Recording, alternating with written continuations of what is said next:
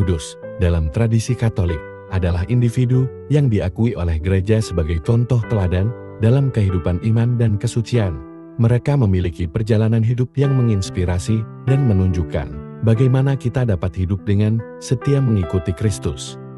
Halo sahabat Pasiarah semua, pada hari ini kita merayakan hari raya perayaan Santo Paskalis Bailon, pelindung dari persekutuan-persekutuan yang memberi devosi kepada sakramen Maha Kudus. Sejarah Santo Paskalis Bailon sangat menarik dan penuh inspirasi. Santo Paskalis Bailon memiliki peran penting dalam kehidupan gereja Katolik. Bagaimana Santo Paskalis Bailon mendedikasikan dirinya kepada gereja Katolik? Sekilas cerita tentang Santo Paskalis Bailon. Paskalis lahir di Torre Hermose, Kerajaan Aragon sekarang Timur Laut Spanyol pada tanggal 24 Mei tahun 1540. Kelahiran dan kematiannya tepat pada hari-hari raya Pentakosta. Keluarganya amat miskin, sampai umur 24 tahun, Paskalis menjadi gembala domba. Di tengah kesibukannya memperhatikan domba-dombanya, Paskalis lalu menyempatkan diri berdoa dan membaca kitab suci. Kebiasaannya berdoa dan membaca kitab suci ini menumbuhkan dalam hatinya keinginan menjadi biarawan. Ia bercita-cita masuk biara yang lebih mengutamakan kemiskinan. Untuk itu, ia menjelajahi seluruh Spanyol selama 4 tahun untuk mengenal setiap biara yang ada di sana. Akhirnya ia memutuskan masuk biara saudara-saudara Dina Franciscus di Montfort sebagai seorang bruder. Pada tahun 1565, ia mengikrarkan kaulnya dalam ordo itu. Pemimpin biara sangat menyukai dia, Peter Ximenes. Pemimpin biara itu mengatakan bahwa ia belum pernah menyaksikan seorang biarawan Fransiskan yang benar-benar menghayati kemiskinan seperti Paskalis. Kamarnya sangat sederhana, di dalamnya tidak terdapat apapun, juga selain sebuah salib Yesus, patung Bunda Maria, sebuah meja kecil dan sepotong kayu sebagai tempat duduk sekaligus bantalnya. Tidurnya semalam hanya 3 jam lamanya. Tengah malam ia selalu hadir dalam doa ofisi bersama-sama rekan-rekannya. Sesudah ofisi malam, ia terus tinggal di dalam biara untuk berdoa dan bermeditasi.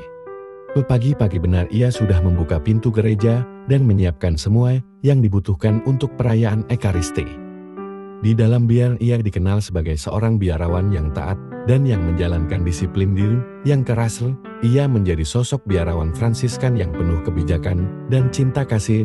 Ia menyambut gembira semua orang yang datang kepadanya untuk meminta doa dan bimbingannya.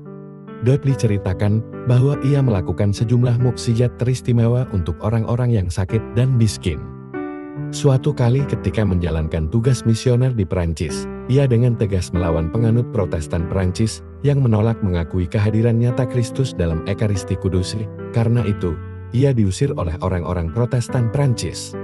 Dia kembali ke biara Fransiskan di Villarreal dan menetap di sana hingga kematiannya pada tanggal 15 Mei tahun 1592. Hari kelahiran dan kematiannya yang tepat pada hari Pentakosta memberi kesan bahwa ia sungguh-sungguh dinaungi oleh Roh Kudus dan panggilannya merupakan panggilan Roh Kudus. Kekuatan fisik dan rohnya adalah karunia dari Roh Kudus, Pater Emmanuel Rodriguez. Seorang teolog ternama mengatakan bahwa ia banyak bicara dengan Bruder Paskalis mengenai pokok-pokok iman yang sukar dimengerti.